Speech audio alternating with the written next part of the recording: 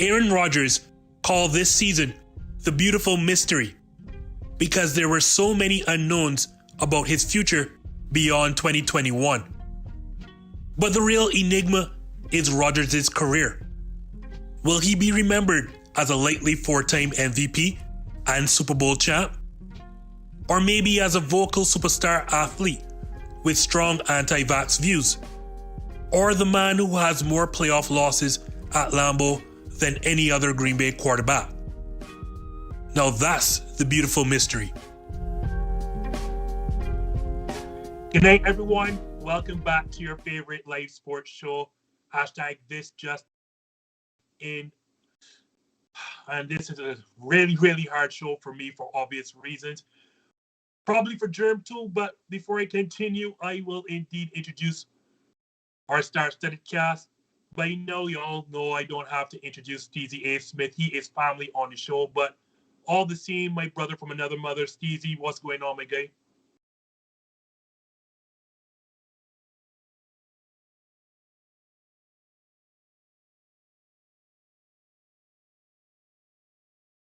Aaron Rodgers called this season the beautiful mystery because there were so many unknowns. I think you're muted, Jerm. Oh, I'm muted. My bad. Thank you for having me. I'm Jerm from Stuff About Sports. Big fan of your show. Appreciate the invite. Let's try to make some magic tonight. Oh, well, who didn't make magic on Saturday night? For none other than my Green Bay Packers losing once again for the fourth time in Aaron Rodgers to the San Francisco 49ers.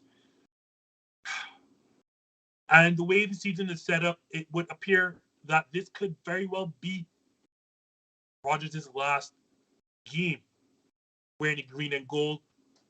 Jerm, do you think that Rodgers is done in Green Bay? For me, when I thought about this, it really depends. It depends if he's going to be rational or is he going to be emotional, right? Last year, he made a lot of hoopla. He said, Matt LaFleur stinks. Get him out of here. Beef with the GM. Roster's not good enough, whatever. And made it this thing. He's out in Hawaii smoking pot and playing the ukulele with the Divergent chick. And so, but this year felt different. After the game, he said, we're going to get together. We're going to collaborate. I personally feel like whatever issues there were last year are not there this year. So then, okay, if we're being rational, he should probably stay in Green Bay simply because where are you going to go? What situation is better than the situation he is currently in? Now, Green Bay is going to have to do some salary cap gymnastics to try to make sure the thing works. But let's think about it. Let's look at the suspects. Everybody had Denver. Is Denver's roster without Aaron Rodgers? You have him at Denver. Is Denver's roster without their quarterbacks? Which roster's better? It's Green Bay's. Are you going to go out to the AFC West and play Justin Herbert and Patrick Mahomes twice and Derek Carr? Like, is that a better situation than Green Bay? I don't think so. I don't think the roster is that great. The only one, now, that's the rational argument. The emotional, fun, conspiracy theory germ argument is he's going to go to Houston because his buddy Joe Rogan's there. And they can go and chase aliens, and Houston doesn't care because they give control of the team to whoever's the flavor of the month. So if he's being rational, I don't think he's going to go anywhere simply because there's really nowhere else for him to go. Do you feel the same way in saying that he's going to stay at Steezy, or do you have a particular destination that you think he's going to? And it seems that we have lost Steezy yet again. So, well, I'm going to tell you no, Jerm, until Steezy gets back, he's gone. Yeah. And I have come to grips. I know I'm wearing a number 12 jersey, and I start out in the cold hoping for a Green Bay victory like some idiot. And the other 79,000 in there got definitely quit when that field goal went through. He's gone, and there's so many things that point towards it. Before we get to the salary cap, as we pointed out, we have to remember that the Packers, when he went on that off-season run, to get him back into the facility, the Packers and him did some reworking of his contract, basically seeing that he can I don't want to say force, but he can negotiate his way out at the end of this season. And you don't do that unless you know if you made up in your mind that you're leaving. Then secondly, and I know a lot of people forgot, but from him to Devontae Adams to Robert Tonyan to Zadarius and Preston Smith, all of them put up pictures from The Last Dance. You don't do that unless you know for a fact that none of you are returning, although one of that cast may want to leave, but he's not going anywhere. And most importantly, he himself said he's not going to be or doesn't want to be a part of a rebuild. And then when you look at the team salary cap situation, I don't see Zadarius Smith. I don't see Preston Smith returning. Marquez Valdes-Scantling may make some money on the open market. Like, so much Adrian Amos may not return. So much of that roster, Rasul Douglas, I think you got told me like up to 15 to over 20 players are free agents. You can't bring back most of this roster, especially with Aaron Rodgers, who does not want to be a part of any rebuilding. He's gone. And you haven't talked about trading Jordan Love as yet, which if you really wanted Rodgers, that's what you would do by now. And furthermore, like, if you're letting all these free agents walk out through the front door, you have to rebuild and get draft capital. And that's the biggest thing that Denver has for Green Bay. I think they have a situation with 5 picks in the first 3 rounds of next draft and $48 million in cap space. So Aaron Rodgers slides right into that. Yeah. I don't see a scenario where Aaron Rodgers returns next season. And I know he mended a lot of fences, said a lot of right things about the organization during the actual season, started to take ownership of what he said in the offseason. All of that is just to make sure he does not seem like a bad guy, like kind of what Favre was when he was going through the door. I think he just wants to be remembered a bit better than Favre because this has always been his legacy versus Favre's. He's going to win that extra MVP that Favre didn't have. The unfortunate situation is that Favre went to one more Super Bowl than he did, but they both have just the one. I don't see a scenario where Aaron Rodgers returns. And we welcome back Steezy to the program. So, do you believe Aaron Rodgers stays, like Jerm says, or is he gone?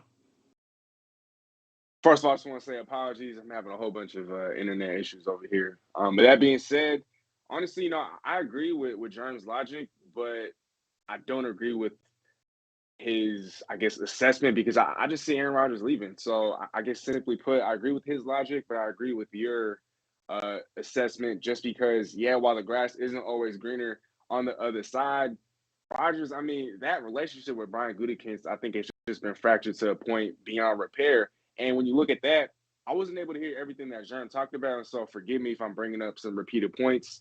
But, man, they're in cap hell. Look, negative $44 million off the rip, and that's without taking into account an extension for Devontae Adams. What about Rasul Douglas, who was one of the better shutdown corners in all the National Football League in the second half of last year? First-team All-Pro Devondre Campbell was getting paid just $2 million last year. How much do you think he's going to get paid this year?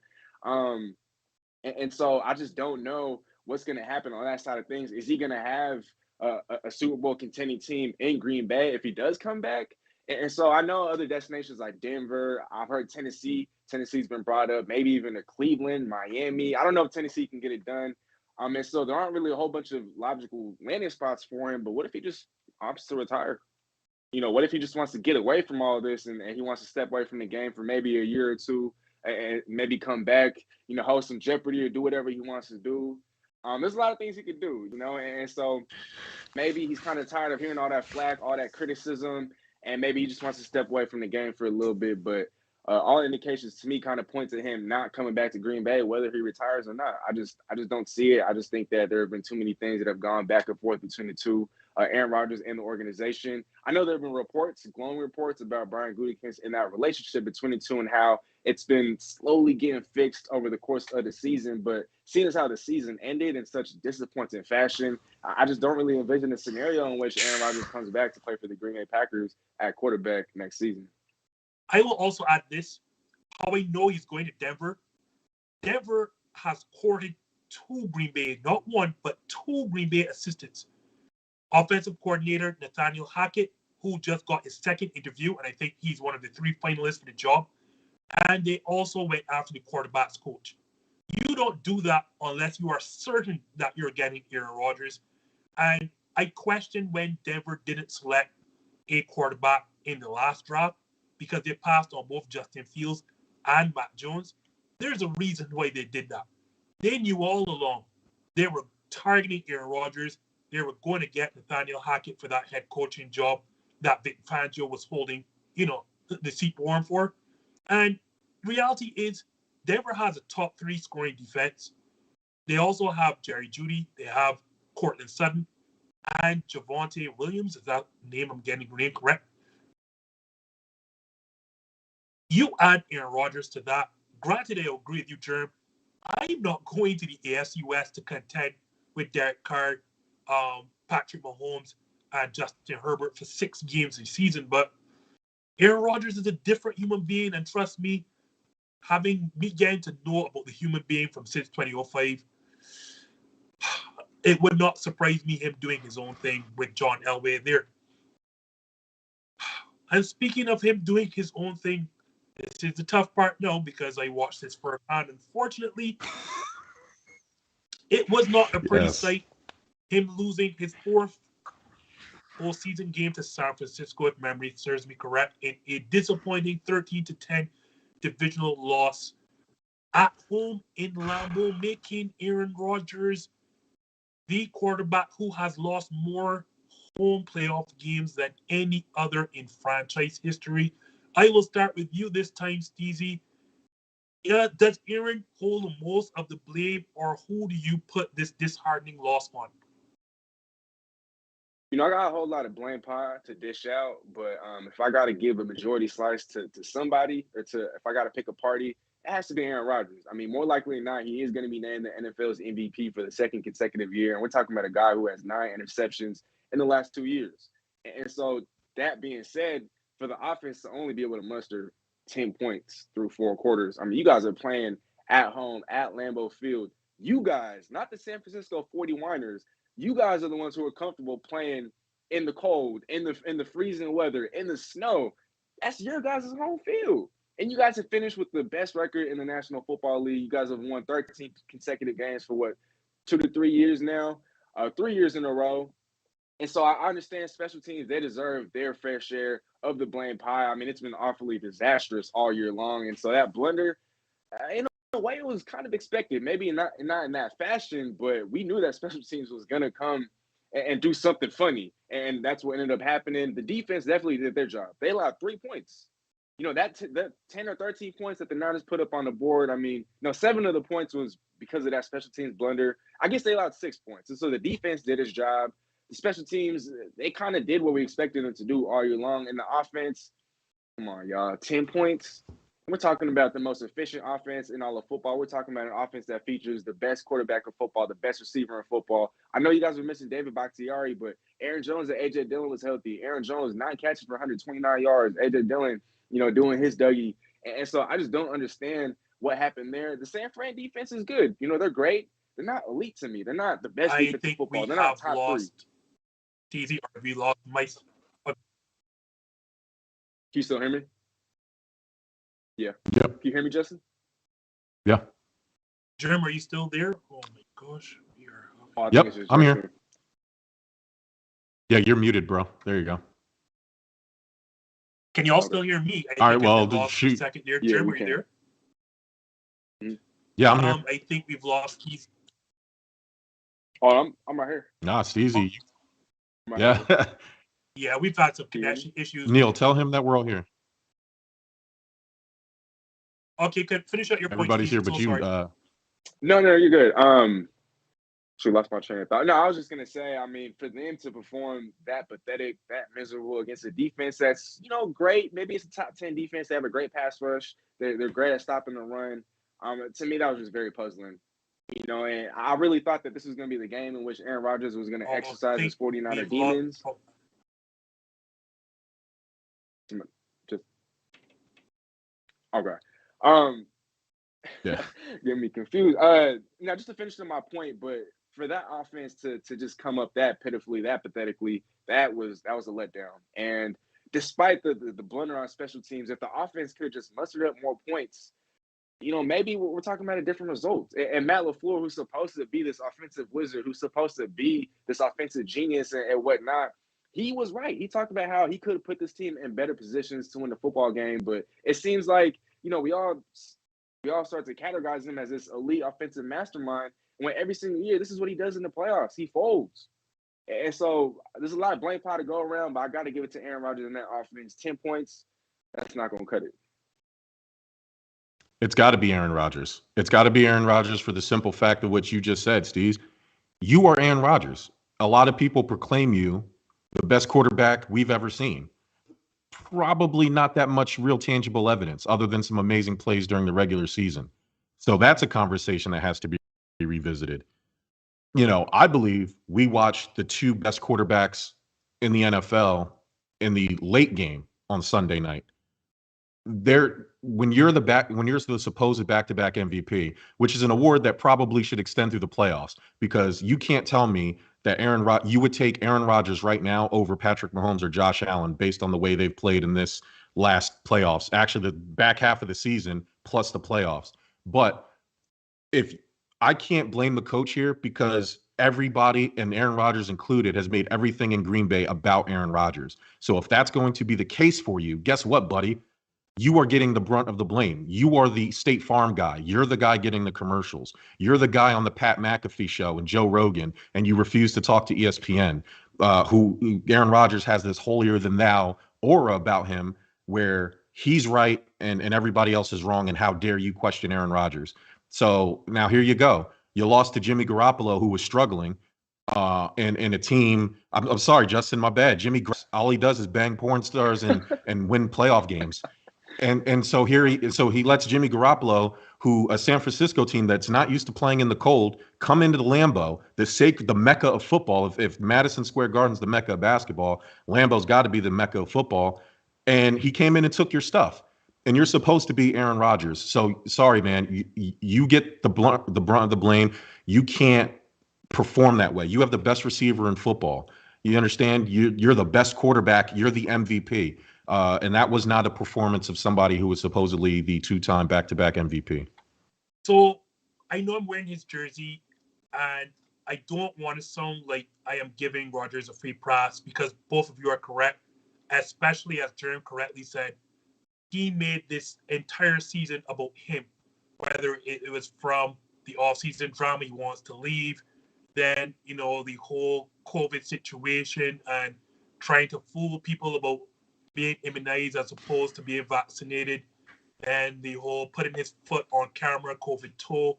It could go on and on. Aaron Rodgers has made this season about him, and y'all correctly said he can't come put up 10 points at home, in the cold when San Francisco and Jimmy Garoppolo clearly struggled. So please don't make it, or don't let it sound like I'm giving him a free pass. He didn't help us to win. But at the same time, he wasn't the reason we lost. And I will say this because for as great as he wasn't, he still didn't turn over the football. He still didn't get sacked and taken out of field goal range. And, he still did put the Green Bay Packers in a situation to lose a football game. It is on special teams.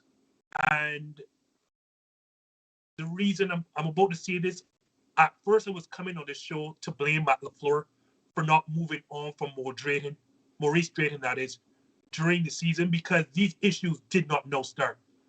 ESPN and Pro Football Focus have us ranked second last and dead last in terms of special teams for the entire season. It got so bad at one point. ESPN reporter Rob Demovsky, and he has a great Twitter following, and you need to follow him if you're not following him right now. He had a bingo card throughout the entire season, trying to fill out each game as to which special teams blunder was going to occur. He was just marking out the card. That's how bad it got. The situation having 10 people on the field for a field goal, that's not the first time that happens this season. Mason Crosby was missing field goals left and right. He had them blocked. We had issues on the functionality of that right side. I felt Maurice Drayton should have been replaced mid-season. But in reading Rob Demoski, I realized it didn't make a difference. This is an institutional failure. Because what I didn't realize, the previous 7 special teams coaches prior to Mo Drayton were either all fired or forced to retire. The previous 7. And I suspect Mo Drayton was going to be the 8th. This is a situation where the last 2 general managers, rest in peace Ted Thompson, and the current one in Brian Gutekunst, have failed to address special teams. This is an organizational failure. And the reason I put this on special teams more so than Aaron Rodgers is that all 13 points, I can point to a special teams failure on all 13 points. The two biggest plays are obviously the punt block, because that leads to touchdown, and also our field goal block.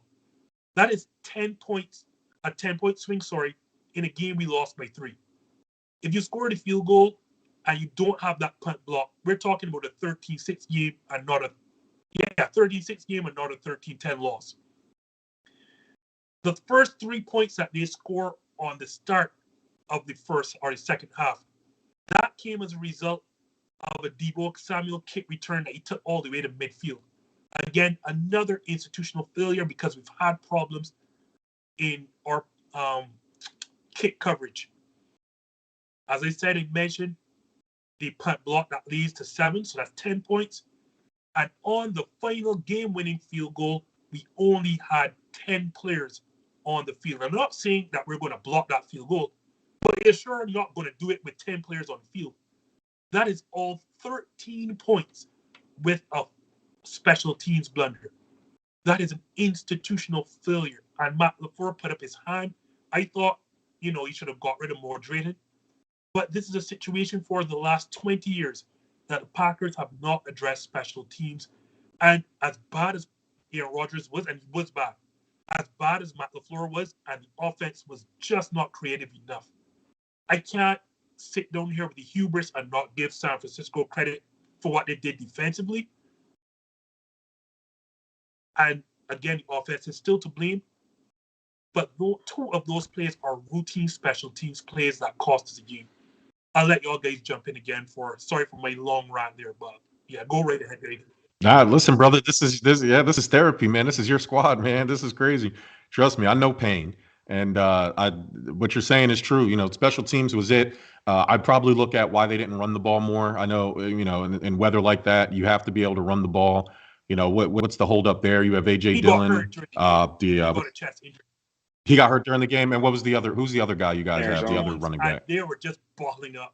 He's not physical enough. Yeah, they were just balling up. So, that's why I said, at this point, Aaron Rodgers, you're the MVP, man. Go. You have Devontae Adams. You have some players. You've been doing it all year. The fact that the 49ers were able to come in and do that, especially, and I don't think they scored a touchdown either, right? Like Jimmy Garoppolo didn't throw one. It's just.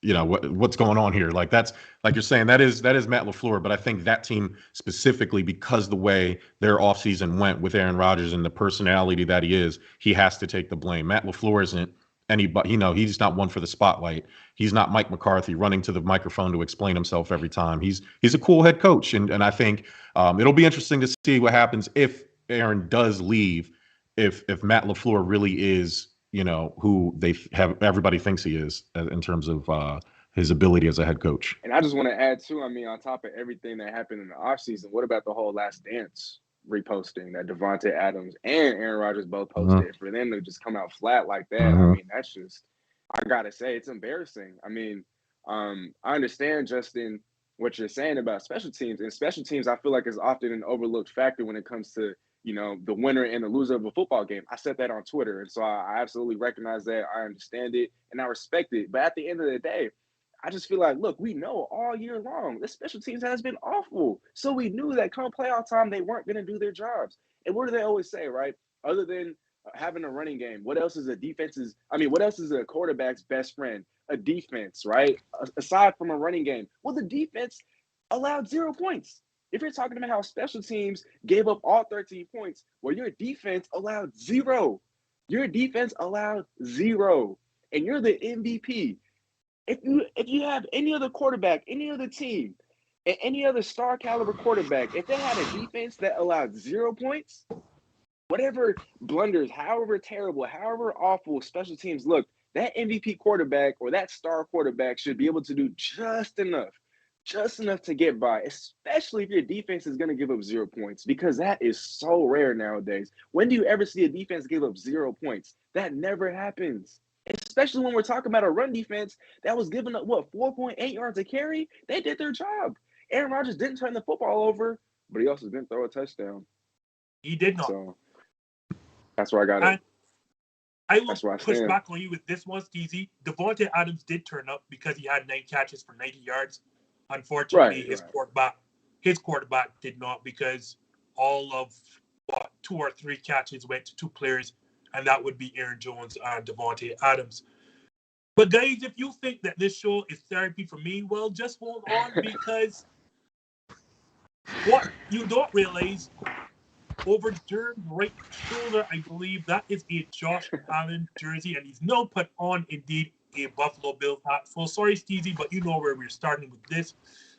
We may have seen, indeed, the game of the century. It was for me, for certain, and I've seen a lot of playoff football. Believe you me, I won't divulge my age right now.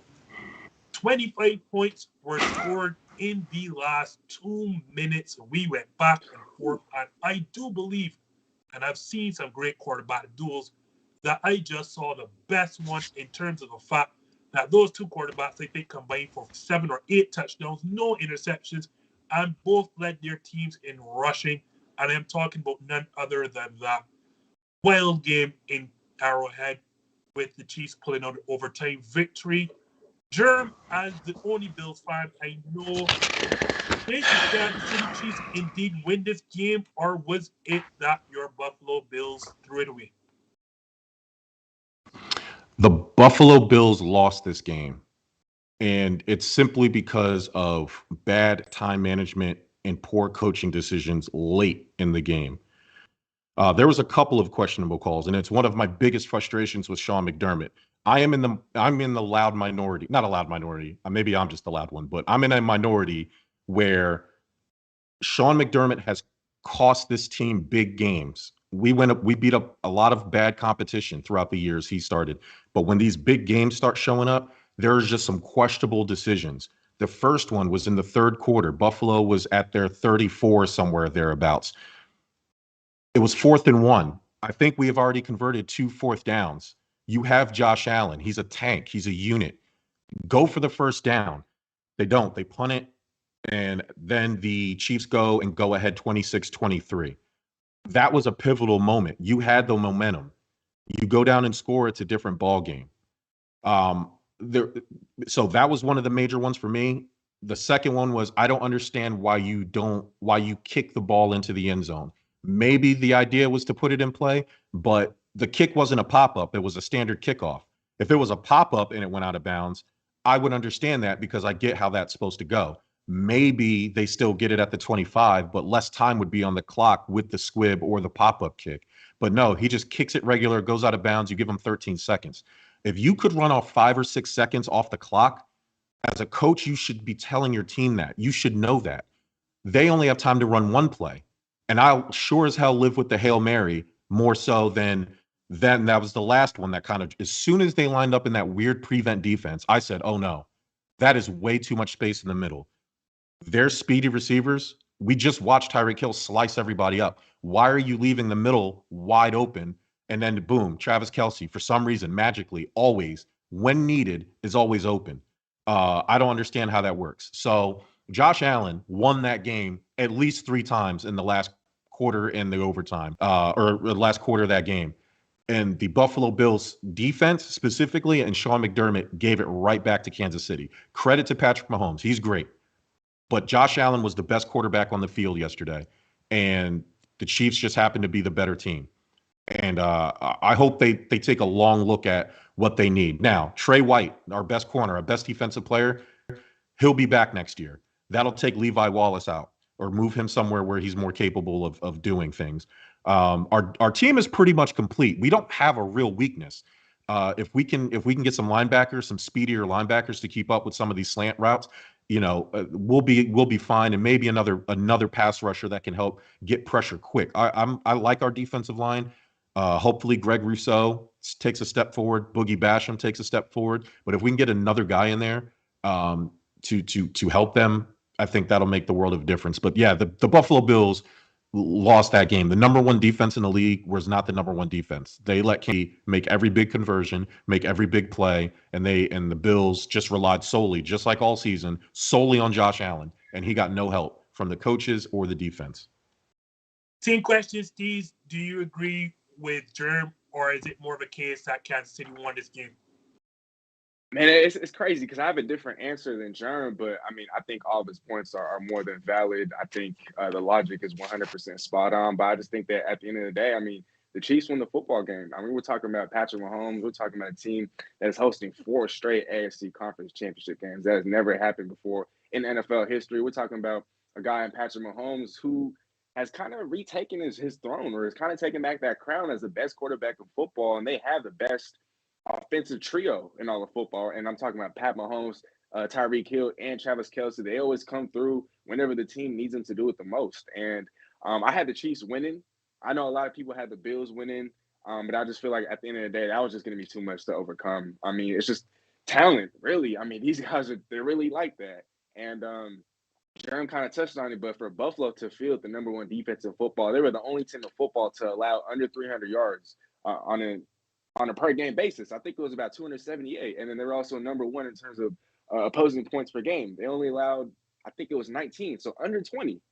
And so, it's the playoffs, it's the Chiefs. And so I didn't expect for that defense to, perform in that manner. But at the end of the day, I just think it comes down to Patrick Mahomes, Tyreek Hill, Travis Kelce. Yes, on the other end, you have Josh Allen, and you have a litany, you have a collection of a whole bunch of playmakers, but none of those stars shine nearly as bright as a Travis Kelce or a Tyreek Hill. You have more of an assortment of weapons. I mean, you want to talk about someone not showing up? Stephon Diggs, 3 catches for 7 yards in a game.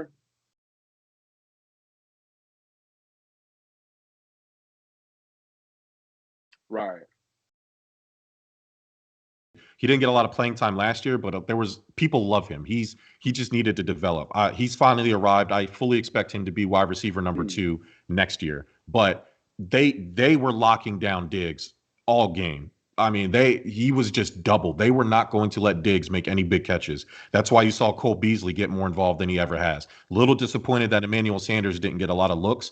I was also disappointed that the Chiefs, even though their defense has kind of resurged, one kind of point to the level of competition they played in the back half of the season when they went on that run and got back on track.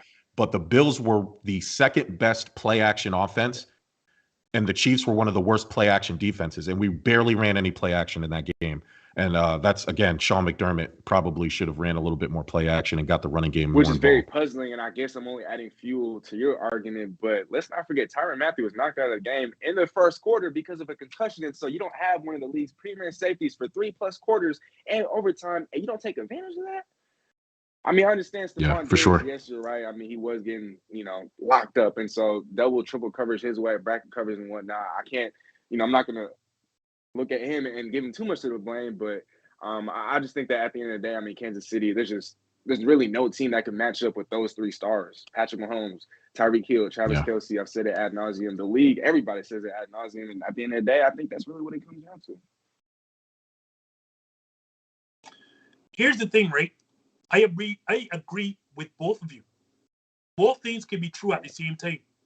So to start towards Steezy, I think Kansas City won this game simply because the 3 stars that you talked about, because it was over and you still have to complete, 2 passes and make sure to kick a game-winning field goal. Like, all 3 of these things have to happen, and they happen. And on top of it, then you go and march right down the field in overtime, win this game comfortably. And all the haymakers Josh Allen threw in this game They answered every last one of them. So both things can be true at the same time because I felt Kansas City won this game. But to agree with Jerm as well, Buffalo lost it as well. Because as Jerm correctly said, the best player on this field without a shadow of a doubt on Sunday night was Josh Allen. And I had a side kind of secret conversation with Jerm before this game. And I said, the reason that Buffalo is going to win this game is because of Josh Allen's legs. And for whatever reason, I also told Jerm I do not trust Sean McDermott. Yeah, Remember I told you this? I do not trust him.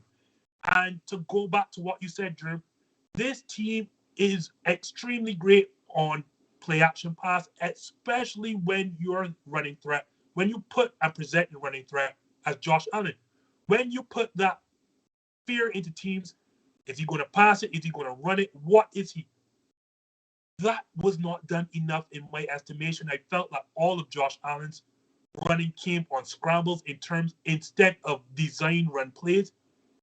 It's like you've gone to sleep. This was the best player on the field by a mile, and you did not utilize his best talent against a team that has problems stopping the run.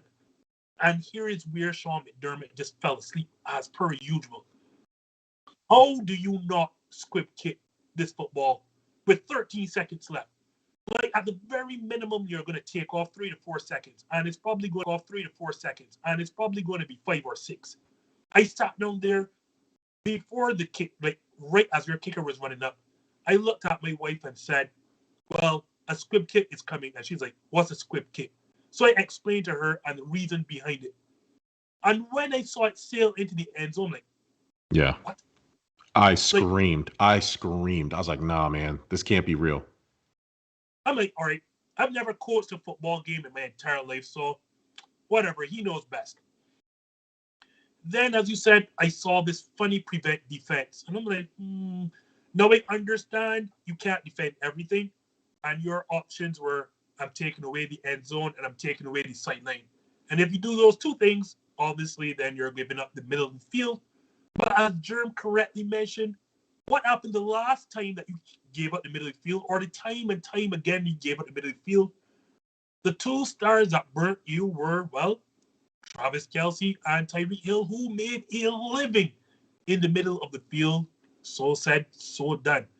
And then even if in the 13 seconds that you gave up that game time field goal, you and your top-ranked defense and top-ranked passing defense at that had an entire drive to at least try to get back the football, and you could not do it. This is all on Sean McDermott losing this game. I don't want to take anything away from Patrick Mahomes and the Chiefs because they still had to go and make plays to win the game. Josh Allen should be pissed, and I know I am not that guy to say to fire anyone that, gets a team to the playoffs 4 of the last 5 seasons. But I warned Jerm, Sean McDermott is not it because he does not manage game situations well. He does not manage big games well. And the end of this game found him wanting once again. You have to squib kick the ball at the very least. At least pop-up kick it, because even if they get it at the 25, like even with the squib kick, you can still give yourself up as a receiver, but that still takes, like you said, at least 2 or 3 seconds off the clock. Even if the guy gives himself up, those seconds matter. It's not a fair catch, a squib kick. So you take that away. I wouldn't even, and even with the pop-up, and that's why the squib kick also, there really isn't an excuse, because even with a pop-up and it's still going out of bounds, you take that risk. Why take that risk? There's no reason to do it.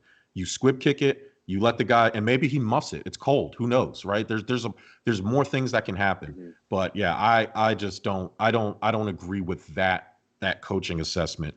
Again, I'm in the minority, the small vocal minority, that we win in spite of Sean McDermott. I call him the bald clapper, because every time, no matter if it's good or if it's bad, all the camera does is show his shiny little bald head and he's just clapping. I'm so sick of it. Like all that half glass full. The Bills are a very half glass full fan base. I can say that as a fan. It's one of my big frustrations when I talk to other fans, because they are so used to mediocrity that now that we're all of a sudden good, it's great. That's why Matt Ryan is still in the league. Mm-hmm. Years of mediocrity. We're going to talk about Matt Stafford in a little bit. Years of mediocrity. And people are confuse that with greatness because they don't know any better. Yeah. And that's what the Bills fan base is. We need to level up. Mike Tomlin wouldn't have made those mistakes. He would have known what to do. There's plenty of coaches out there that would have known what to do. Hopefully, now I will give Sean McDermott credit. He is leaps and bounds better than he was when he first got here with some of the decisions. But these big games, and we feast on this bad competition through the year, and it fools us into thinking that we're better than we really are. You have to win this game. 13 seconds. You don't trust Leslie Frazier, and that's another thing. These coaching interviews with these coordinators during the playoffs have to stop because Leslie Frazier. I don't care you had the number one defense and they weren't focused. And the only thing I can point to is you're out there trying to get the Chicago Bears job. And it's unacceptable. It's unacceptable. The coaching interviews for the coordinators in the playoffs need to wait until after the Super Bowl.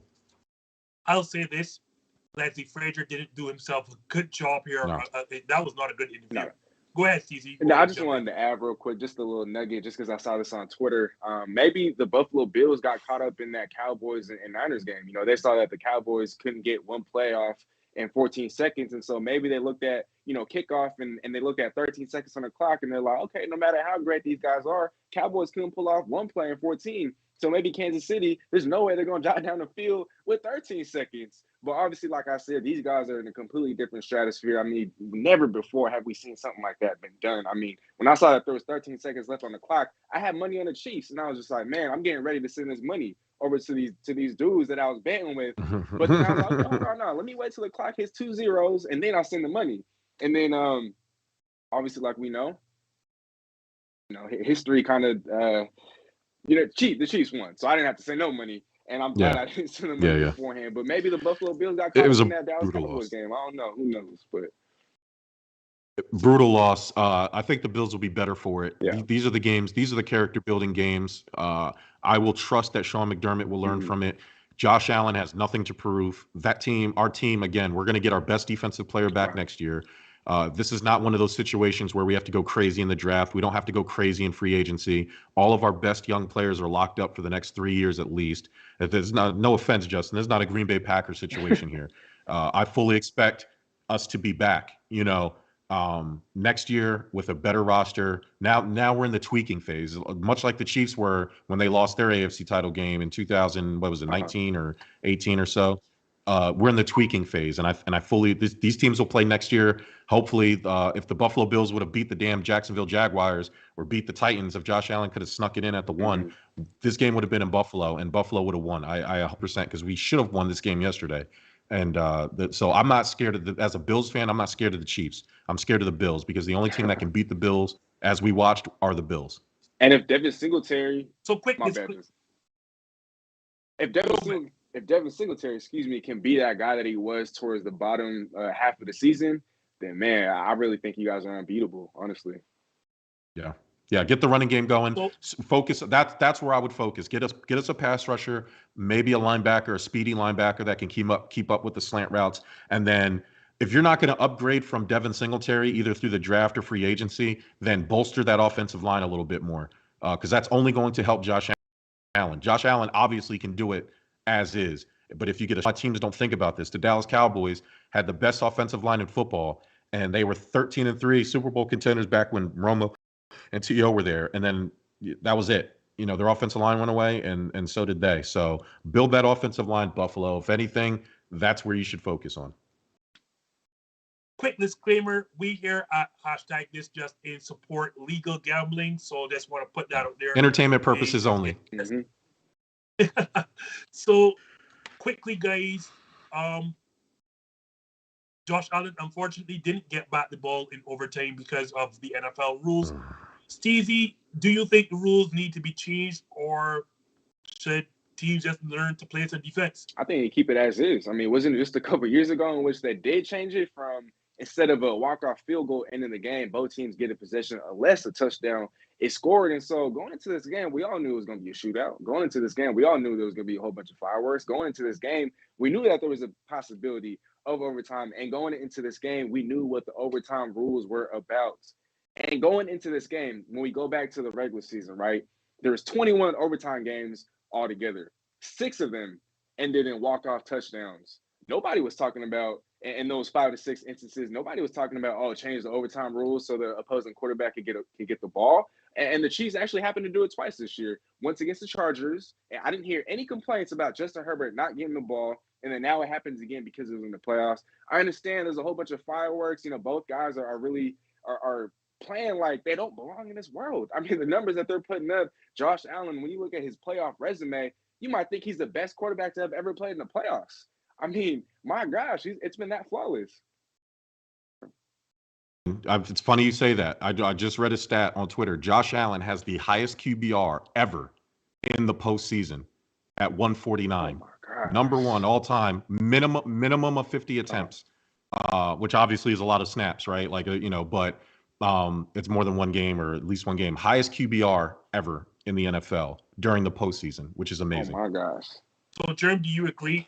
Should we change rules or keep them as is? The number one argument for changing the rule is that the game is offense versus defense, and the defense should stop the other team. However, to me, the flaw in that logic is that should apply both ways, which means they should change it. If Buffalo is responsible for stopping Kansas City for winning a coin toss, Kansas City should also be responsible for stopping Buffalo's offense. And so both teams should get at least a possession. Even if they score a touchdown, I would do it. I would start overtime in wherever the fair catch mark is. That's your possession. And go try to score. Unless a defense scores a touchdown off an interception or something, both teams should get a chance to score. If you want to settle for the field goal, settle for the field goal. And then if the other team hits the field goal, then we keep it going. And to me, if you want, it's bad that the game ultimately is settled on a coin toss. I know people argue, oh, play better earlier in the game. I hate that argument. All right, well, technically, we all should be playing better during the game so there never is an overtime. But if there is going to be an overtime, because it will inevitably happen, like that happens on trash games. This was a great game where Josh Allen never got the opportunity to extend it because the Bills' defense couldn't stop Kansas City's offense couldn't stop Josh Allen. So Josh Allen not getting that opportunity seems a little bit unfair. As fans of not just the Bills, but of football, people should feel like they were robbed of something great. And I'm not saying do the 2-point conversion off like college does where you can have 10 overtimes. Stick it at the 50 or stick it somewhere, the opposing 40, the opposing 30, or the fair catch mark at the 25. Do that. But the offense both offenses should get an opportunity, just like the defense has to get an opportunity. I read one where that was an interesting, the cut and choose method, where after the coin toss, so if Steezy and me are at the overtime with the ref, and Steezy calls heads and it's heads, he gets to choose where the ball is placed. The losing team of that coin toss gets to choose who gets the ball first. Or who gets the ball in that possession. And then that is offense versus defense only. And that's true sudden death. That would be interesting. But I ultimately, I think it's only fair that both teams get an actual possession to try to win the game. And then, this has to stop. I know that they tried to propose the rule. People were laughing in my face that Kansas City actually proposed to do something like this, and Buffalo voted against it, whatever. I thought that was pretty funny. But, both offenses and defenses should get a chance to save the game for their teams. And I don't think the way it is like right now is fair. I will say this. I don't care either way. I'm not leaning either way because my Packers are gone. So I'm not saying overtime till next season anyhow. What I will say is we decided by a coin toss because the last 11 overtime games, 10 of those have been won by the person who won a coin toss. So it would seem as if the coin toss is deciding games. But the reason I'm going to push back a little bit is because of something completely different, and it's player safety. We can't continue to say we care about the safety of these players and then add an extra game. Then we add an extra playoff game. And now, because for our entertainment, now we want to add basically an extra period because we don't want sudden death. We want an extra period of football. At some point, and I'm not disagreeing with either of you guys, I think both of your points are valid. But at some point, even if it means, the sacrifice of our entertainment, we have to start looking out for these players. And we just can't start putting on additional time just because we want to see more football, because these players, they have lives to live after football, and they're not living them in the best means possible with CTE and all this, death, etc., etc. Putting a gun to their head and telling them to play football. How many overtimes really happened? This is the risk versus reward thing. This is not something that happens very often. So I've actually, if we do anything, we should add an extra quarter. Maybe not a full 15-minute quarter, but maybe a 10-minute quarter, and then whoever wins. You know what I mean? Or enough time where a team can't just bleed the clock out.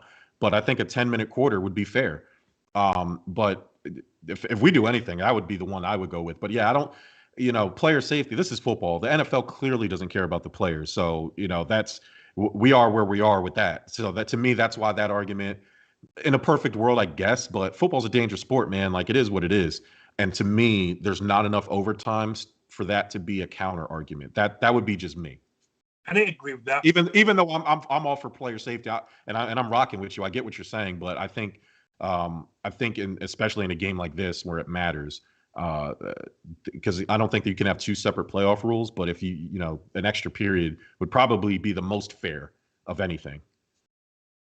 So, Steezy, I don't know if you want to add something, even though we have to speed up a bit. Sorry, just a quick nugget, just because I said this on Twitter, and I'm kind of curious to hear what you guys think. I mean, I just think that a lot of people, or a lot of Tom Brady's success or Super Bowls, have to be credited to the old overtime rules. I mean, we've seen so many situations in which Adam Vinatieri saved him and that Patriots team, because whenever they would get the ball first in overtime, they would just win on a walk-off field goal. And so if all these people are having problems with, the rules as is now, I just don't understand why.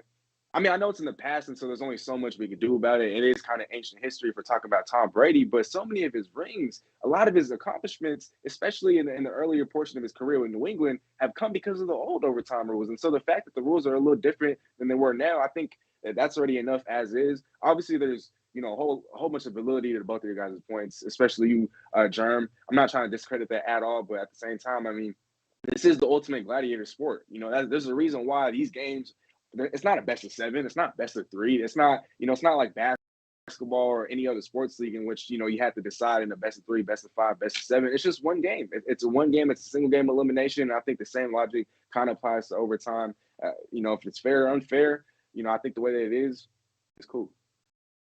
Now, I know we got to speed it up, but I will ask you guys both this. We basically just watched the Super Bowl yesterday, right? That was like one of those two teams were going to win. It's just unfortunate they played each other. Nobody's close to those two teams in the rest of the playoffs. And I would like a NFL series best of 3. I'd watch them. I'd watch them play 3 times. That'd be fun. I would too. Yeah, I would too. I think so too. But as we're in the topic of playoffs and best of 3 and stuff, and I will start with you this time, Steve. Have these playoffs now validified the Rams' move to get Matt Stafford? Because as we've heard throughout his entire career, he is not good enough because he's not won a playoff game before, but now he has 2 in a row. What do you think about this, Steezy? I will say that a little bit. And the only reason why I'm willing to say a little bit, and I'm not willing to give him as much credit as everybody else is willing to give him, is because the situation around him is almost flawless. I mean, we're talking about a head coach who's, one of the brighter minds. I know Justin, and we've kind of argued about it before, whether or not he is this offensive mastermind or genius, we can all agree that he's a competent head coach, right? And he has, a ground game that's more than competent. Cam Akers, I know he had 2 fumbles, but my gosh, is he talented as hell. You have the best wide receiver duo in football, Cooper Kupp, Odell Beckham Jr. You have an above-average offensive line. You have the best defensive player in football in Aaron Donald. You have the best passers in football. You have the best shutdown cornerback in football in Jalen Ramsey. You have a defensive coordinator that's getting head coaching offers. And so the situation around you is flawless. It's perfect. What quarterback wouldn't succeed? But at the same time, I got to give Stafford his flowers, because the only reason why they've really lost games this year is because of his mistakes. other than that, if he was playing mistake-free football, this team would probably go undefeated, just given all the talent and everything that they have going for them. And so usually when they lose games this year, it's because of him just self-imploding. But I do got to give him his flowers because for him to almost choke this game away, but for him to still kind of come back and hold on to that lead and ultimately prevail, that got to mean something because he was so close to giving it away. But at the end of the day, and this was a victory against the reigning defending Super Bowl champions. And so just because of that, I got to give him a little bit of credit. And just because of that, I do got to give him just a little bit of flowers for doing what he did because not a lot of quarterbacks would have done that. And a lot of quarterbacks, they would have just choked it away. And so hats off to Matthew Stafford for that. It's not going to completely change the narrative of his career unless the Rams win the Super Bowl this year. But, I mean, he's definitely added to his playoff legacy. I will give him that. I think I know where Jerm is going with this. I can see it in his face. Steez, I listened to all your points. I'm not going to question your validity. It sounds really thought out. Sounds thoughtful and present, and I can tell that you mean it. But I'm here to tell both of you, hell no. This ain't you, Matt Stafford. Matt Stafford has been in this league, check, 13 years. He has what? 4 playoff wins? How many playoff wins? One here? Two now? He has 4 or 5 playoff appearances in 13 years. 0-3 in Detroit.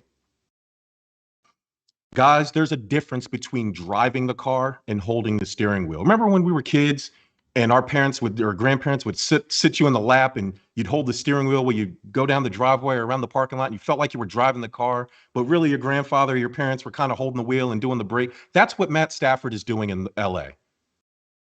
The narrative about him has been correct. He was drafted number 1 overall. Okay.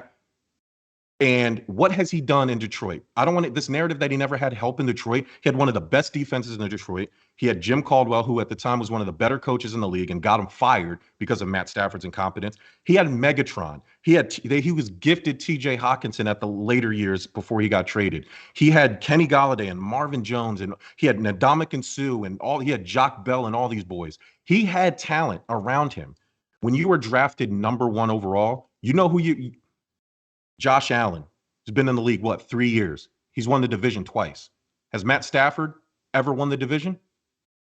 No, not once. Okay. Just until now with LA, 13 years later. Okay.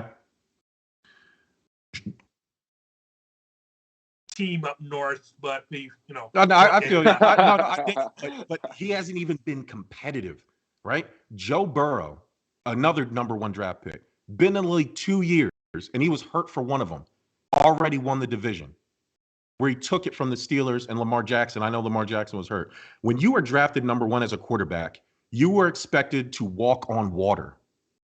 And Matt Stafford is just a good swimmer. That's not what you drafted him for. Him largely has been right. 1 playoff series, 1 year does not erase 13 years of incompetence. And so, no, it doesn't change the narrative. Like you said, Steve, he has a loaded roster. He has the best receiver in football right now in Cooper Kupp. He has one of the best young coaches in the league. That team was going to the Super Bowl with Jared Goff. So no, you didn't do anything. You haven't done anything yet until you at least go to the Super Bowl. But at that point, your bar is Jared Goff. So there's not a good measuring stick for how much Matt Stafford is actually helping them. And, by the way, he almost gave the game up to the Cowboys. If it wasn't for blown coverage and Cooper Kupp being wide open, he'd be sitting at home right now. And then the entire LA Rams and everything they gave up for him would have been a disaster. So, no, the narrative about Matt Stafford has not changed. He is in the Hall of Very Good, and he's a bit overrated. And so that's me.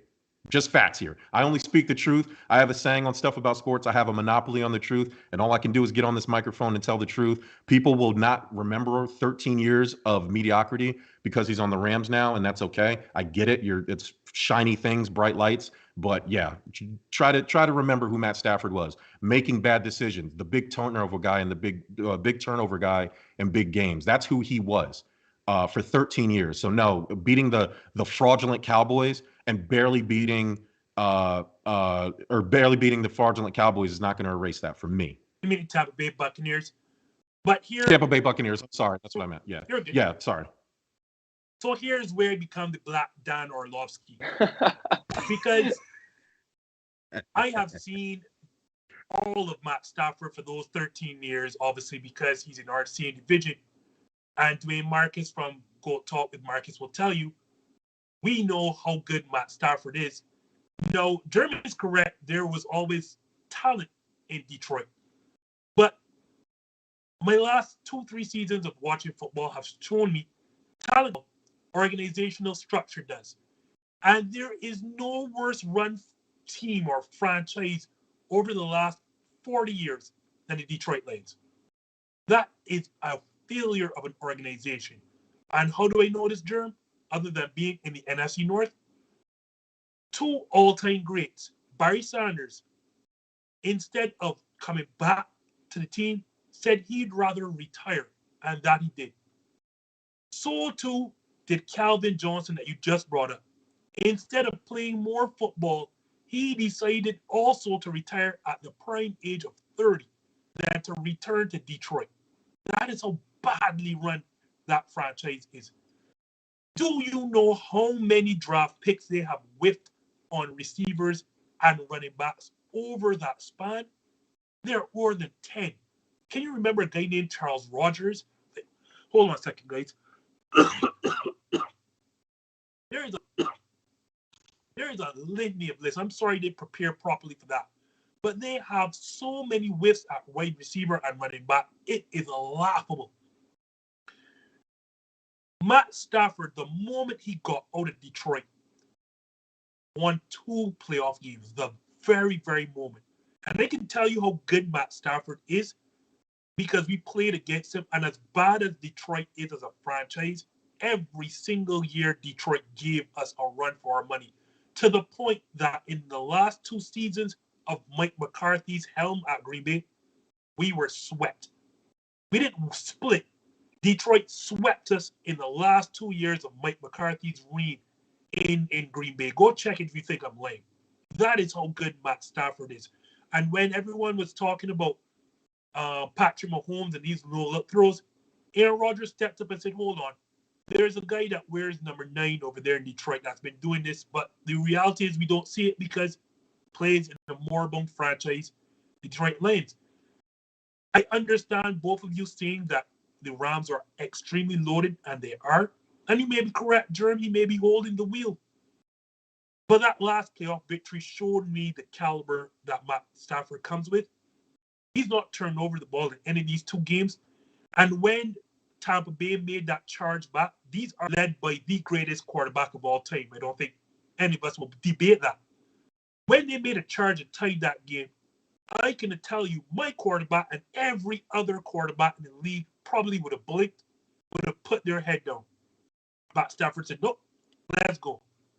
2 huge bombs to Cooper Kupp and finished that game.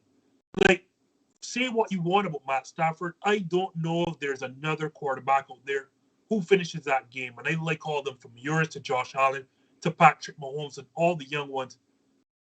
All well, the shit was sinking because LA tried their best to lose that game with those 4 fumbles. They tried their utmost best.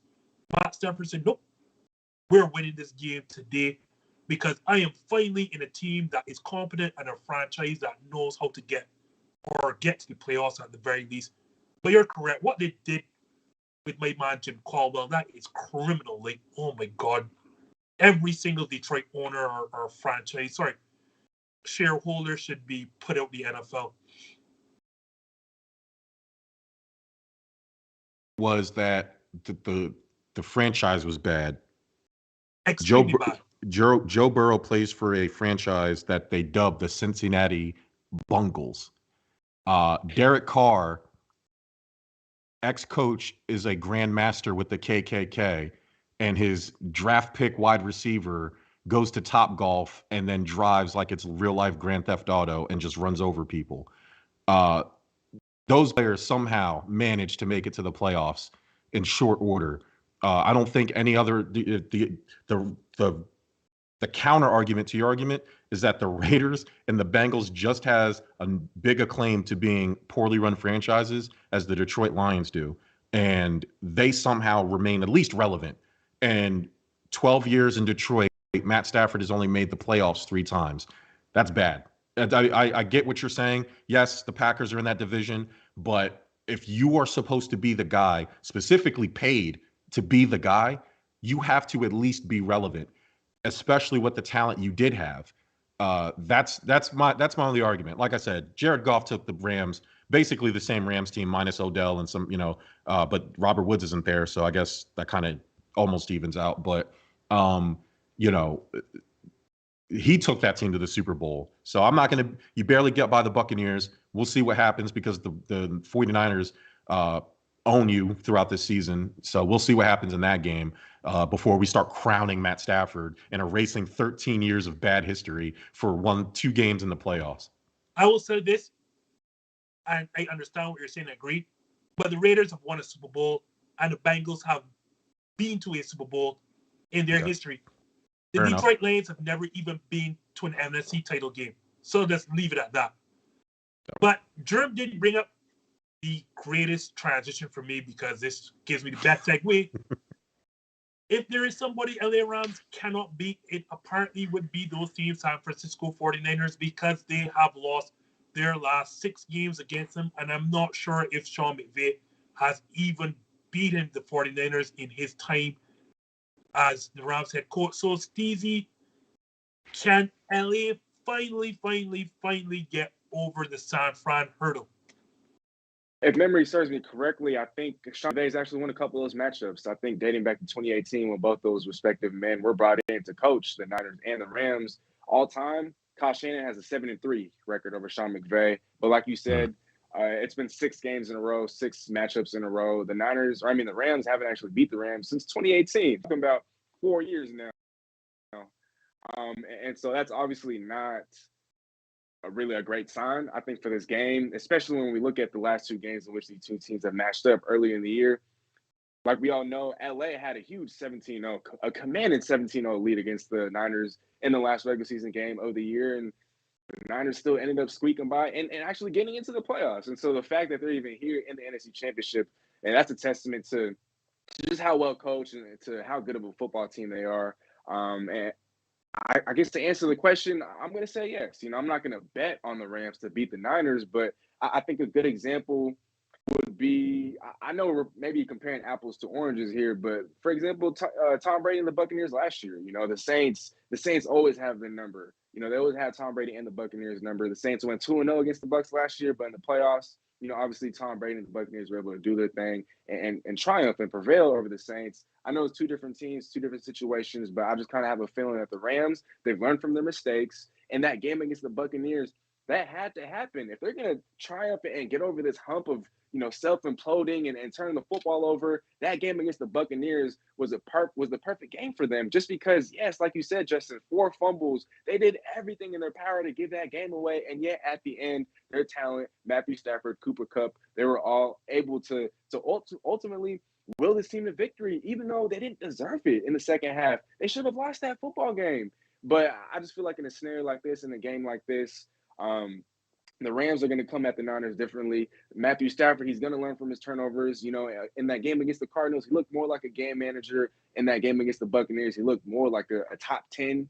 He looked more like a competent quarterback in that scenario. And so to take a phrase out of Dwayne's mouth, like he always says, divisional games breed upsets, and this is the playoffs any given Sunday. And so I just think that at the end of the day, the Rams, all that talent and everything, look, they don't have teams as bad as the Packers. They're not going to be, making all those mistakes and whatnot. And so I just think that Jimmy G, he's good.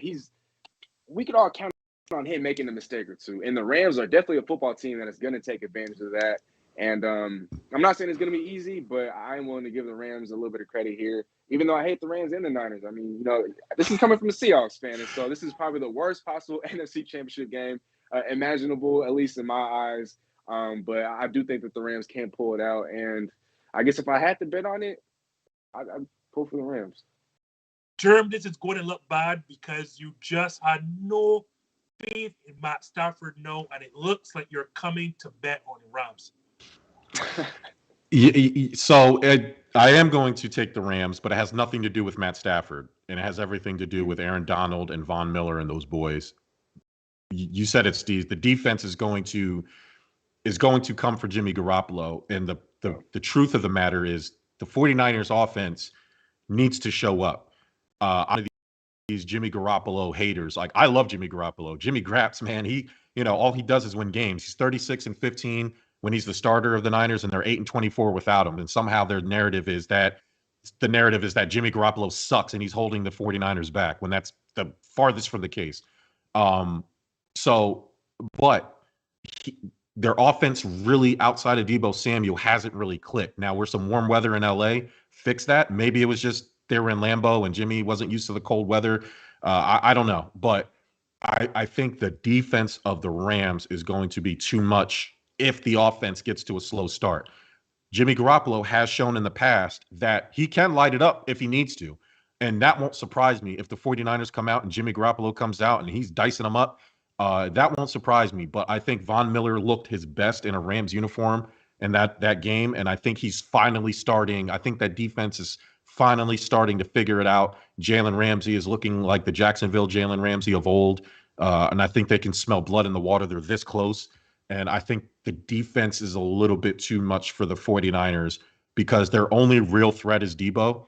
And unless Jimmy Garoppolo can somehow manifest what he did earlier in the middle of the season, before he started cooling off a little bit offensively, I don't think that the 49ers will be able to defense and special teams their way out of this one. Unless you're and I'm about to really show my age here, unless you're the 1999 Tennessee Titans playing the Jacksonville Jaguars, it is very, very hard to beat the same team in the same season 3 times in a row. The team that's going to do it, and there are some 49er fans in the chat right now, so they're going to love me for saying this. If there's a team or a matchup that's going to happen, it's going to be this weekend. I have no faith in the Rams, and here's why. You mentioned Aaron Donald and Von Miller. What are they?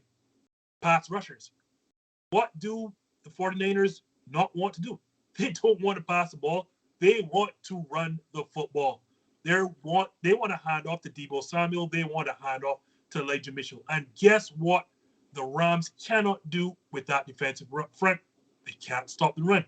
I saw that firsthand in the playoffs last year when Aaron Jones and A.J. Dillon almost bludgeoned them to death. We've seen that in the 2 regular season matchups again, and we are going to see that on Sunday. The Rams, if they have a defensive problem, they do not stop the run, and that's all the 49ers are coming to do. Sean McVay clearly is Kyle Shanahan clearly lives in Sean McVay's head right now, and the Rams won't even have home field advantage because, as we all know, there are no Rams fans really. That LA market is so saturated that there really are no such thing as Rams fans. And just like the regular season matchup, all that's going to happen is that the 49ers, who traditionally travel very well, are going to come into SoFi, and it will feel like a San Francisco home game. Deebo Samuel tweeted out earlier that SoFi are limiting tickets to the San Francisco market because they're trying to control how many Niners fans go in there. And he had called for the NFL to investigate that. SoFi was limiting tickets because it goes to what you say. They know that SoFi, LA is not a really good football market, which is why I'm surprised they put 2 teams there. And it really was just about having the Super Bowl in LA, I guess. But, the fact that the Rams could do that is all the more telling.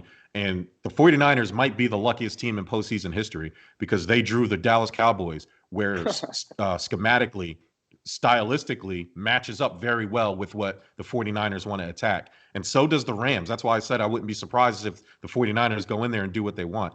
The Rams have to be terrified that they drew the 49ers because football is a game of matchups more than talent. And, you could be the other most talented team, but if the matchup is, that's why the Kansas City Chiefs should probably be scared a little bit when they go against the Cincinnati Bengals. But, the Niners could be in some pretty good shape. And as to your point about SoFi, because I saw that they're trying to limit ticket selling, that doesn't work. Just ask the Tennessee Titans about that with the Cincinnati Bengals. And all that's going to happen is that Niner fans are going to go on StubHub and Ticketmaster where these tickets are being resold, and they're just going to buy them anyway. There will be 3/4 Niners fans in SoFi. I guarantee that. Whew. And as to the matchup situation, yes, the Niners have a bad secondary, which could be exploited, but they also have a fearsome pass rush.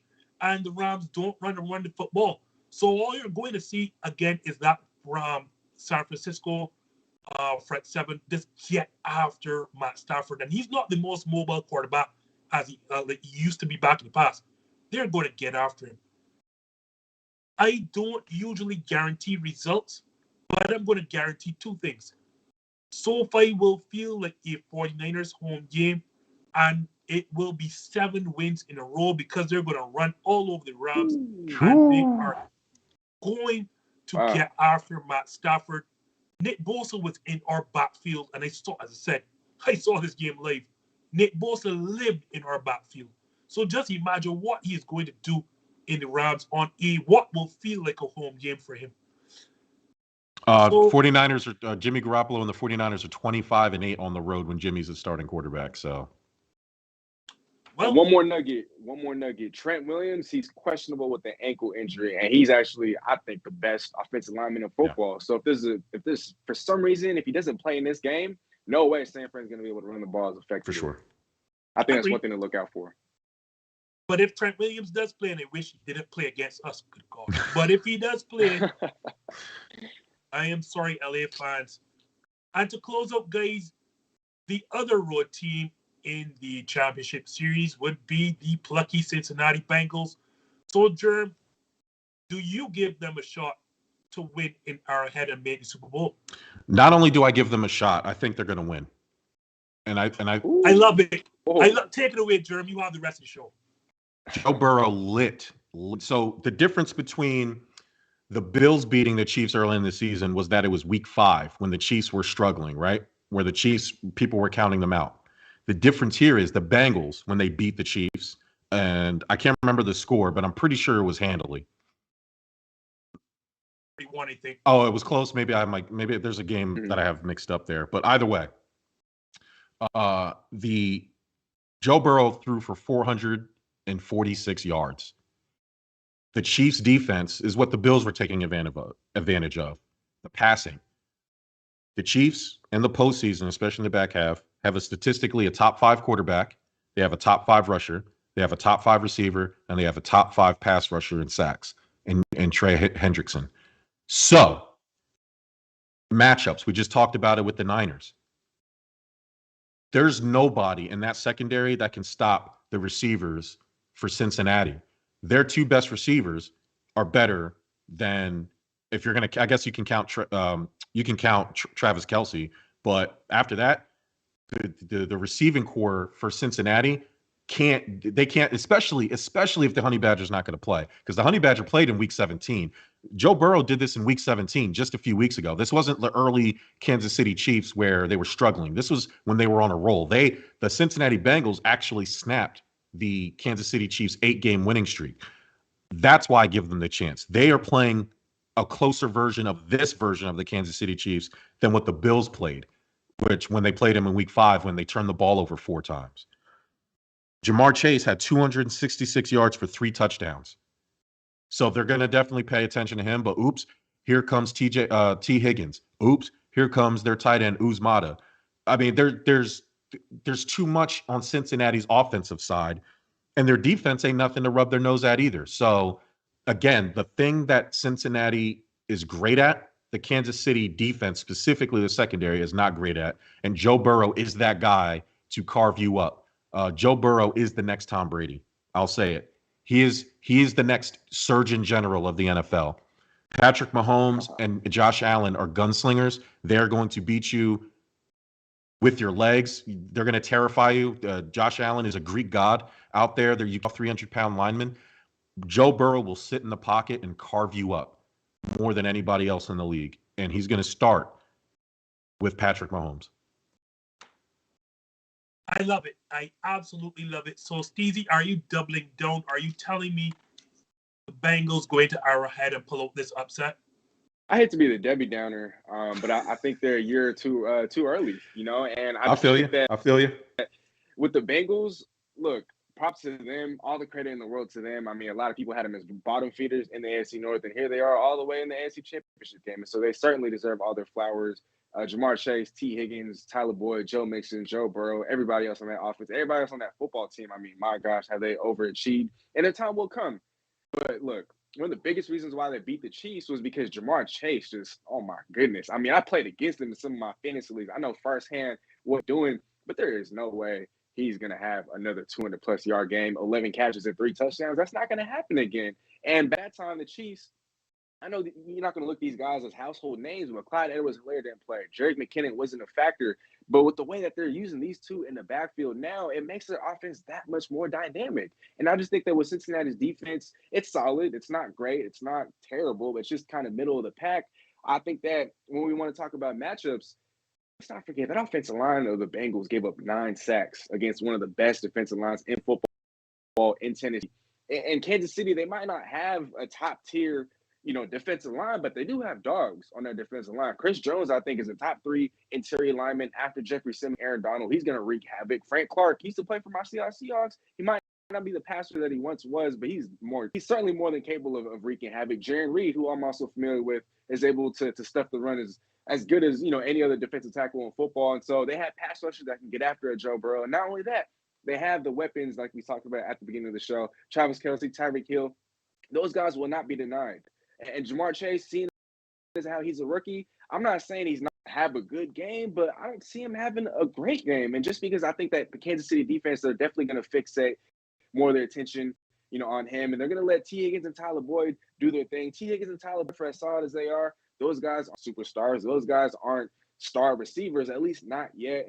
And we saw what Joe Burrow was able to do with them last year when he was healthy and he wasn't creating fireworks just like that. And so I think Kansas City, they're going to double team Jamar. They're going to, put more bracket coverage towards his direction. And look, Patrick Mahomes isn't Ryan Tannehill. If Ryan Tannehill just threw 1 pick instead of 3, Tennessee would have moved on. And Patrick Mahomes he's not Ryan Tannehill. And I just think that Cincinnati, for as great of a future as they have, they're not going to beat Kansas City twice in the same year in the span of a month. They're too inexperienced. They don't have the talent and the guns to do it. Although I wouldn't be surprised if they do, just because Joe Burrow seems to be that guy. I wouldn't count on it. And because I'm a betting man, I wouldn't put money on it. Give me the Chiefs in the shootout and attract me. But it will be a close one. In Cincinnati, we'll see them for plenty of years to come. I will say this.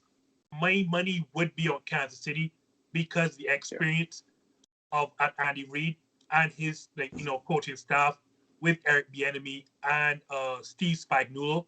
They have all that experience there. So if I had to give an edge, obviously their players, this is their 4th straight AFC Championship game. They know how to win big games. That being said, the question is, do I give them a shot? And hell yes, I do. Because right now they're playing with house money. And that is the most dangerous money to play with because they're not supposed to be here. And so they feel absolutely no pressure. We sat down and watched against Tennessee. Joe Burrow was sacked 9 times, and he got up each and every time, and looked unfazed. Like, can you imagine if I came at your house, Steezy, and I punched you 9 times? 9 times. You're not getting up. You're not getting up. You're like, geez, like, please stop punching me. Joe Burrow wanted that smoke. He wanted it. To that Kansas City game, the Kansas City Chiefs played as clean a game as possible. They did not turn over the ball not once. There was no fumbles. They kept Joe Mixon to 50 yards rushing, or less than 50 yards rushing. And they still lost. They played because Joe Burrow is that dude. Like, I think he is but I think under pressure, he is the coolest cat in the NFL. He is unfazed. He is that dude. Like, I don't know if he's going to be the next Tom Brady, but he's sure as hell very, very good already. I have never seen a young quarterback so poised as this guy. And all of these young players are not afraid of the moment. Will that cost them? Possibly. But could you imagine on the road in Tennessee, your rookie kicker, before the game-winning field goal, passes Joe Burrow and says, well, I guess we're going on to the AFC title game. Love it. Like, how Love it. big are your balls that you see that before the biggest kick of your entire life? These kids That's a do not 52-yarder. Yep. a 52-yarder. 52-yarder. These kids For a have rookie. no fear. And as much as you said that T. Higgins may not be a superstar, for a second receiver to have over 1,100 yards receiving, my oh my, that's as close to the superstar number 2 receiver. I mean, obviously not superstar, but that is as good as a second receiver as I'd want. Yeah. They will try their best to take away Jamar Chase, but that just means that that's more yardage for T. Higgins, more yardage for Tyler Boyd, more yardage for the tight end, and I suspect that Joe Mixon is going to have a decent game because you're not going to take away Jamar Chase and think that Joe Mixon will have less than 50 yards rushing again. Those two things will not happen in the same game. I trust experience and the experience of the players to pull this out. But I will not be surprised if these young Bengals pull it out because they have no fear and they don't understand the moment that they're faced with because they're just young and just don't care. Joey Gatt, Joe Burrow, telling you, 38-34 Cincinnati. Pass protection's really good. Joe Burrow's going to carve them up. As you said, Joe Mixon's going to keep Patrick Mahomes on the sideline because they're going to be able to control running. The Bills' offensive line's not that great. If they could have got Devin Singletary in there to keep Patrick Mahomes, it might have been a different game. The Bengals will be able to do that. And Joe Burrow, because he has all those weapons, will be able to pick apart Kansas City's defense, probably more so because, again, Josh Allen willed the Bills into contention for that game. He had to do a lot of stuff with his legs on his own because his receivers couldn't get open or he didn't have enough time to find them because the offensive line wasn't bad. Joe Burrow doesn't have that problem. They have a top 5 offense just like the Bills do, and their defense is really good, and the Chiefs' defense is not that good. So, again, matchups, 38-34 Cincinnati Bengals. Give me your final score prediction there, Steezy, before we hop on out. Wow, I'm going to say Kansas City 37 to Cincinnati 33. I love it. A high-scoring shooter. I absolutely love it. So before you go, Jerm, I just can't wait. Before you go, Jerm, please tell the lovely people out there in YouTube how to find you and what you have coming up next. You can find our Instagram at Stuff About Sports. We're on Facebook, our podcast, or wherever you can find your podcast. We are part of the Give Us a Shot network. www.giveusashot.network has links to all of our stuff on there. We actually do our normal show tomorrow, except Bert is out of town on business, which is why he couldn't join us tonight. He really wanted to. He said he'll come on next time. Tomorrow, we'll probably recap the games. We have our Bucket of Doom playoff eliminator challenge. We're going to probably rank some cereal. We're going to do some fun stuff on the show. Corey's been teasing me, The Divide, our other show, The Divide, that comes on Thursdays, are going to do a joint show with me tomorrow. And Corey on that show has been teasing me about the Bills. So he's probably going to make fun of me for about an hour. So it'll be really funny. I'm a Packers fan, so trust and believe I understand. Steezy, my brother from another mother, you probably don't have to plug your show, but please do because you are family here. Yes, sir, brother. As always, it's always a pleasure being on. Thankful for, the invite as always. And Jerm, it's really nice to meet you. To everybody out there that's tuned in, please definitely be sure to give them an Instagram follow at Stuff About Sports. And be sure to tune in with the rest of their content as well. Jerm, it's really nice to meet you. Justin and Neil, shout out to and to the audience out there. Don't forget, every single Monday at 4 o'clock p.m. Pacific time, 6 o'clock p.m. Central time, 7 o'clock p.m. Eastern time, and 8 o'clock p.m. Barbados time. This Justin coming at you with the hottest in the NFL every single Monday. So be sure to hit that notification bell, hit that subscribe, leave a comment, leave a like, do all that good stuff. And then last but not least, you can find me primarily on YouTube, but on all other socials as well, at Steezy A. Smith, SteezyASmith. Like I talked about last time, I'm slowly but surely getting back into the swing of things. I was away from the studio for a good month, and so I got a whole bunch of stuff planned out for you guys. I'm gonna start live streaming real soon, hopefully within the next week or two. And I will be dropping prediction episodes on the NFC and AFC championships later in the week. So you won't just be looking forward to a whole bunch of Seahawks stuff. There will be some NFL playoff stuff as well. And man, nothing but love, y'all, and let's keep going. Yes, sir. I always put Steezy last because he plugs my show so great. He plugs it better than I do, so that's why you put him last. But I try. As our friend Adam Lewis would tell you, if you can't find us, you're not looking. #this just in. We're here every Monday night, 4 p.m. Pacific, 6 p.m. Central, 7 p.m. Eastern, 8 Barbados on the Eastern Caribbean. We're on not all the socials, but we are on Instagram, Facebook, and Twitter. We will not be, I'm joking, I'm just a bitter Packers fan, but yes, we will be wrapping up championship weekend next Monday, so you can look for us at that time. So for Jerm, for Steezy, I am Justin of #this Justin signing out. Thank you so much for watching, and we will see you next week, Monday. I don't have a mark on my face, and I upset Johnny Lisbon, and I just turned 22 years old. I must be the greatest. I told the world, I talk to God every day. If God's with the kingdom out of here, just the same. I shook up the world. I shook up the world. I shook up the world. I said, can I be a legend? Search your soul and answer me this question. Do you think I have what it takes to be great, but still be humble and learn from my mistakes?